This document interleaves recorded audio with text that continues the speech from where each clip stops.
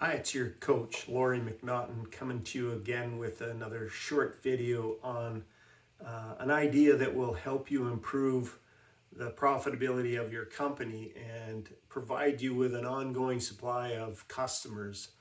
And it's simply titled Customer Service.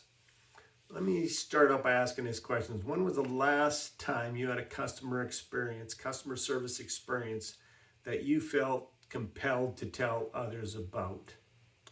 My guess is that very few of you can give me an example of that. And I'm not talking about satisfaction here, I'm talking about delighting customers, creating a feeling of delight.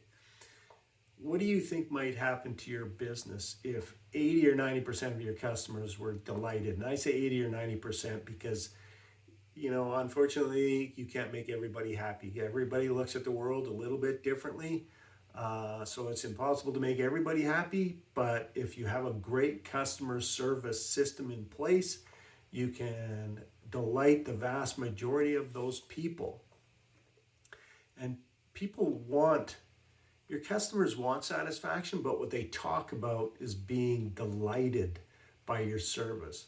When people have an experience like that, they talk about it with others without even being asked about it. They could be sitting around, gone out for dinner with some friends, and they're going to say, "You're not going to believe what happened when I went shopping at this place, this company came in to do a service on our furnace. This company came in to replace our water heater.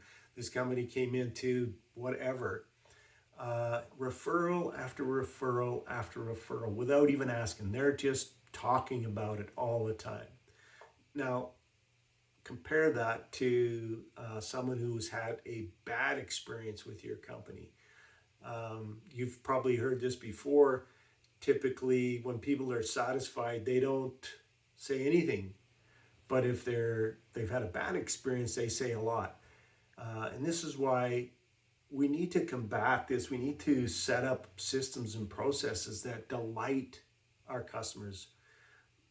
I'm going to give you an example of an experience that I had as a customer service. So my wife had been rear-ended, so they had to replace the rear bumper fascia on her car. And so it was in the body shop, and while I was in the body shop, we had a car rental for her. And so when it came time to pick up her car, I took the car rental down to the body shop. I'm not going to name the name of the body shop because the customer service there sucked. Literally, when I went into and walked up to the receptionist, she literally looked at me like I was an imposition on her time. I don't know what she was doing, whether she was playing a game or on her computer or what she was doing. But I was an imposition to her, not an opportunity to wow. And, so then I got the keys to my wife's car and I drove back to Enterprise Rental Car. I'm going to name them. And literally, I walked into the door there. I'm going to return the car.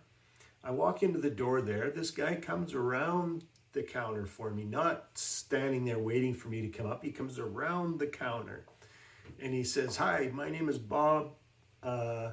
Are you picking up or dropping off?" And I said, "I'm dropping off." And he says, "Great, come on over here. I'll introduce you to Lisa. Lisa will take care of everything for you." Lisa was friendly. She was outgoing. She smiled a lot. She took care of me right away and sent me on my way. I went out. They're giving me a ride back to the body shop, and I asked the driver, because I was literally blown away by this because I hadn't experienced this before anywhere, really anywhere. And he said they put a lot of time and effort into training on customer service. So think about this from a perspective of how could you wow or delight your customers so that they talk about you when they go out and meet with their friends. Here's the thing, like if you don't have a customer service system, you're acting instead of reacting. Instead of like setting something up where people are being wowed by your service, when there's a mistake made or somebody's unhappy, then you're reacting to that instead of acting. And the best way literally to deal with poor customer service is by creating a system where you delight your customers, where you delight them. Go out of your way to make them smile. You want them to feel this experience. It's not a matter of logic or words, it's literally a feeling. This way you don't need a customer service department that's going to deal with unhappy customers. They rarely, if ever, happen. And if they do, you have a system to deal with them. Now, you've heard this before. You've heard the saying before, a bird in the hand is worth two in the bush. I can remember working for a company, this is a long time ago. I'm not going to say how long ago or when, because I don't want to identify, not that they would ever hear this or not, they might. But they had just put all of their effort into bringing on new customers all the time, and oftentimes had poor customer service for those people who were already customers, who were already making us profit. Now, this focus was changed after a period of time, and there was a much more of a focus put on making sure that customers return again and again and again. And this company has grown dramatically over the past several years. So a bird in the hand is worth two in the bush. So make sure that those people that are already happy customers, go out of your way to delight them. And go out of the way to make them feel special. You know what the number one reason stated why customers leave or stop shopping with someone? The number one reason is they feel like you don't really care about them. I read a study a number of years ago that literally said 68% of customers leave because of something they called perceived indifference. Really just meaning that they felt like you couldn't care less about with them. And somebody, guess what, else made them feel special, and so guess what they did? So, some people leave because they moved from another city, or maybe across town. It's not convenient for them. Some people left because they passed away. Some people left because a friend sold them. Some people left because they got better quality product or service. And yes, some of them did leave because they got a better price. But if you delight them, if you wow them, most will stay with your company. Most will pay a little bit extra when they feel like they're appreciated for being a valued customer of yours. I worked with a company. Again, I'm not going to identify anything about it because I don't want necessarily for them to pick up that I'm talking about them, although they probably will know if they happen to watch this video. I never had heard anything like these guys when I was working with any kind of company, when I worked for them, or certainly when I coached them. They talked about how much of an imposition all of their customers were. They're so demanding. They want this and that and the other. They want changes at the last minute, all this kind of stuff. And they talked about them, literally the whole team of these people who were the leaders in the company, the people who were delivering the products and services to their customers, as if the customers were in imposition. And guess what happened when we had a downturn in the economy? That's right. Whether you're a customer, you actually look at your customer and say, I don't really like you as a customer, or I don't appreciate you as a customer. It doesn't matter. They pick up on that.